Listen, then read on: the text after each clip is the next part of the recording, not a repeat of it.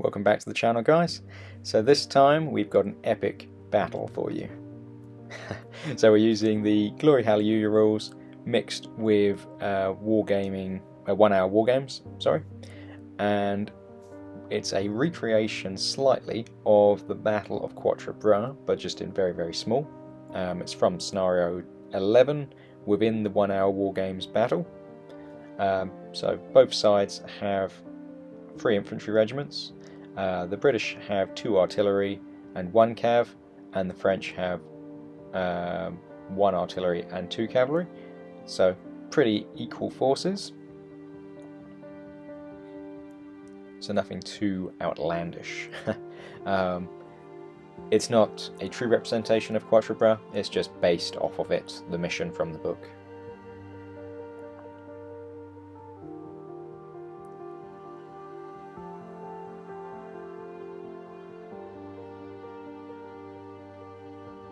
So we've got the French, obviously, who I'm actually playing this time for a change, who are going to come on this lower edge, and the British are going to be holding further up the field. Historically it would have been the Dutch-Belgians first, but seeing as we don't really have any of those, it's just a couple of line infantry regiments. So for those of you that know the historical battle, the game actually played out quite similar to history, which is quite interesting. But I started marching my troops up as fast as I could down that centre road. The victory objective for the French and the British is to hold the crossroads at the end of the game, so I've got to get up there as quickly as possible. It was a 10 turn game, and the British started off with just the 2 on the table, and then I think it was turn 4 they would get reinforcements, and turn 8. So yeah, they would get more numbers as the game progressed, and my numbers would probably get whittled down. So I started pushing up as much as I could. I decided to send the cavalry on the right flank because the road quite quickly became a bit of a bottleneck. As you can see, I've got the artillery in the centre of the road just to try and get some shots off. So my adversary Steve, he started withdrawing his troops quite quickly. The ones on the right formed square because otherwise they were going to get charged by cav. But yeah, he was just trying to gain a little bit of ground and get his troops back into a slightly better defensive position. For me, I just kept marching mine straight up the road, or the sides of the road, which is actually slightly more accurate, but making as much speed as I can to try and get up there before those reinforcements start to make it. And so on this turn, the artillery arrived to the British, which wasn't so good for me, but my cavalry was swinging round to the right there, so hopefully I was planning on taking the artillery next turn, whilst my infantry and artillery just kept steadily advancing. British troops in the square kind of held their position there, which I think was quite a, for me, a negative, because it meant that I couldn't just charge them, but for him it was a good move. And his 2nd infantry regiment just pulled back up to where the stone wall was. Again, I think that was probably quite a savvy move.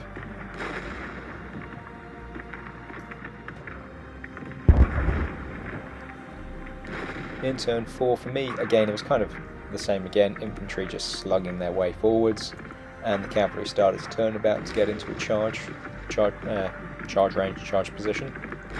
They did start to take fire now though from the square, which was unfortunate for me, but there's not much I could do about it.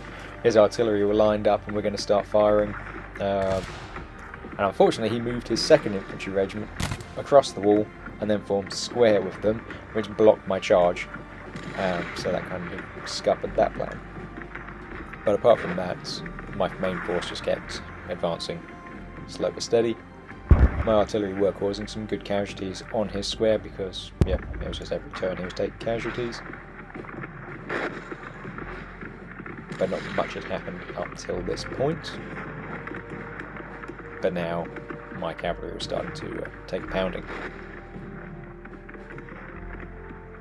So yeah, as you can see, my infantry now starting to make a bit of headway. The cavalry advanced slightly more reticently forwards. Again, the fact that that was a formed regiment, hadn't taken any casualties yet in square. Yeah, it was going to be the devil to pay to try and take it out. But I had to do it, so my cavalry advanced.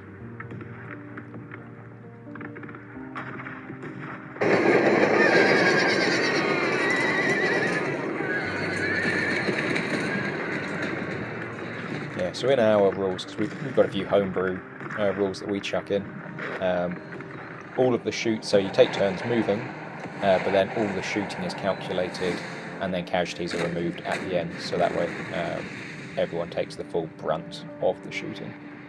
So here you can see this turn, quite a lot happened in the melee phase. My cavalry charged, destroyed his square, moved forwards and got blasted by canister, which destroyed my cavalry. Both his infantry regiments were destroyed by my infantry. So yeah, it was a very bloody turn. And then it was kind of just trying to reposition when his final set of reinforcements arrived, which were his Scots Greys and Monsieur infantry.